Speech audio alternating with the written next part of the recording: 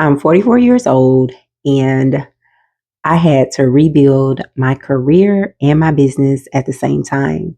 And it's not because I planned it, but because life doesn't ask permission. It doesn't ask for a 5 year plan when it begins to rearrange everything. So if you are in a season where you're starting over and you feel like you're behind, I want you to stay with me because this episode is for you.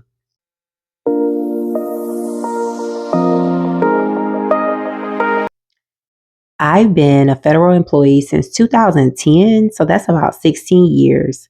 And last year, we went through the longest government shutdown in our history. It lasted almost a full year.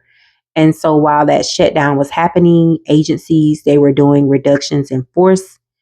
People were losing their jobs. And then we also had the deferred resignations on top of that, which meant that people, who were left, they were working with minimum manpower. They were trying to hold up entire offices with a fraction of the staff. And I was one of the people that stayed.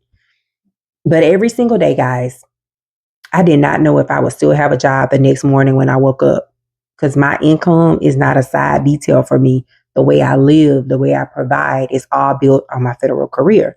So that uncertainty, it wasn't abstract. It was, can I afford my full life next month? And then here's the part that made it even heavier. My husband is also a federal employee. And so during the shutdown, I was getting paid. He wasn't.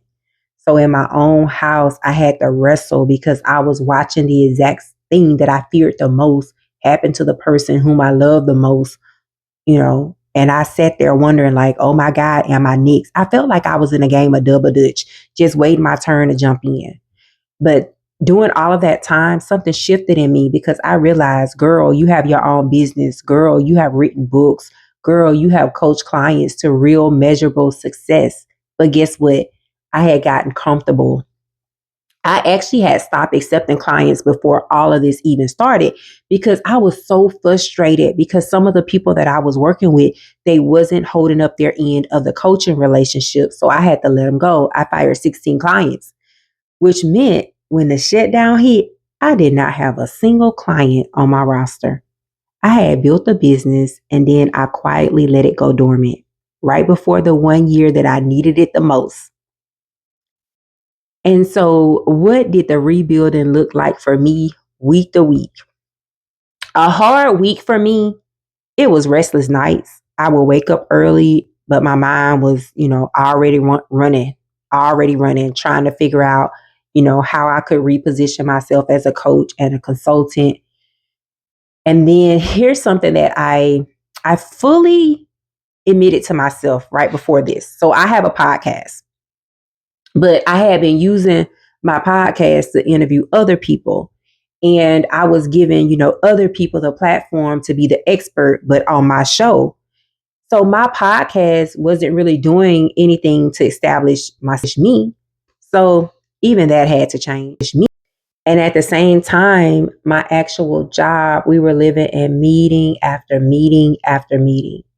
And I was trying to encourage my peers. I was trying to stay positive, but underneath all of that, I was just as nervous as everybody else. But nobody could see that part because I'm strong. But that's what I felt it. I'm like, my career and my business were colliding for the first time in my entire life. And on both sides, I didn't have an answer. For the first time, I genuinely didn't know what I was going to do next. So I had to step back. I told myself, I'm like, okay, girl, you have a marketing degree and you are about to use it. So guess what I did? I rebranded my business. I dropped the coaching label and I leaned into consulting instead. I changed my brand colors. I redesigned my website. I opened my calendar back up to new clients. And with my podcast, I stopped hiding behind other people's stories and I started doing solo episodes, just me and my mindset, my thought process, letting people actually see who I am instead of who I was interviewing. And all of that was happening while I was still caring for my mom, still encouraging my husband, through what he was going through, still being a mom. It was a lot. And I'm 44 years old and I was going through all of that, which means my hormones were completely unpredictable. Nobody tells you that at 44, your body decides that it has its own opinion and how you're handling a crisis, everything like that. Honestly, that's going to be a separate video because no one warned me at 44 that my body would no longer belong to me. So now let's shift to talk about what helped me.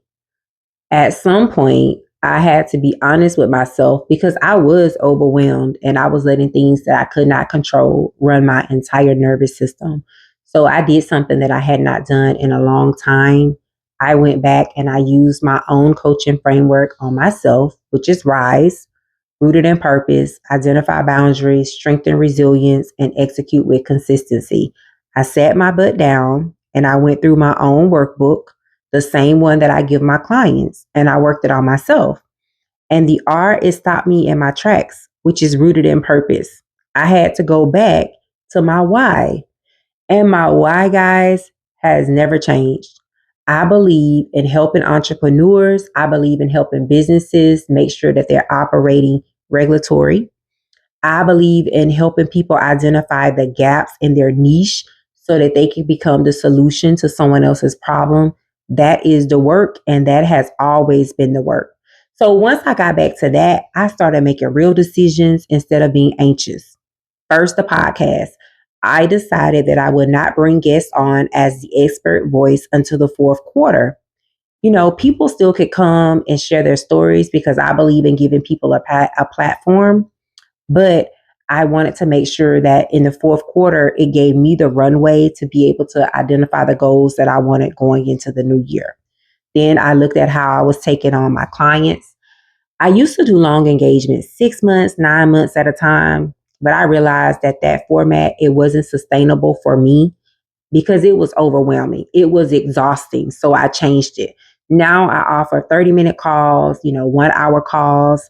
I'm making myself more accessible through books, through courses, basically in ways that don't require me to be teetered to one client for a better part of a year, right? That may change again down the road, but that shift, going back to my purpose, restructuring the podcast, restructuring how I coach, that's what got me grounded again. That is what helped me redirect that anxiousness that I had, that nervousness that I had, that uncertainty, that fear of what was coming next. It helped me redirect that into something that I can actually control. So where do things stand with me now? So here we are. We're about a year later, and I think I'm in a good space. I recently interviewed for a promotion at work at what people would consider the executive level. And I did not know at that level, the questions are so long, and I did not write them down. So honestly, during the interview, guys, I felt like I was babbling because I was trying to remember what they asked me. So if I ever get another opportunity or if the next opportunity come up, I am going to have a completely different mindset and a different level of preparation. That's a different video. I think I'll talk more about that soon. But as far as the career itself, I'm in a good place. We're on the other side of the reductions in force, the other side of the government shutdown, and things are back to business as usual. So now let's talk about my consulting side because I am so excited about this part. I have done a complete rebrand. My website looks different, my logo is different. The way you interact with me is different. The way you book time with me, all of it is different. My podcast is different too. I just hit 100 episodes.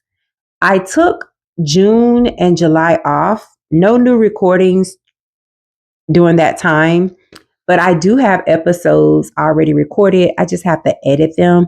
So I will be releasing those soon. And then I will also be reaching back out to the guests who have reached out, wanting to come on the show. Because again, I just want to give people a platform. But what is still unresolved? If I'm being honest, I have to decide, how do I want to brand and market myself going forward? How far am I willing to go to fully establish myself as the go-to consultant, as the expert that I know that I am. So that is the part that I'm still working on. So that's a work in progress.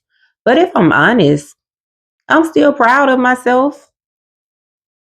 I am proud of myself for being able to pivot.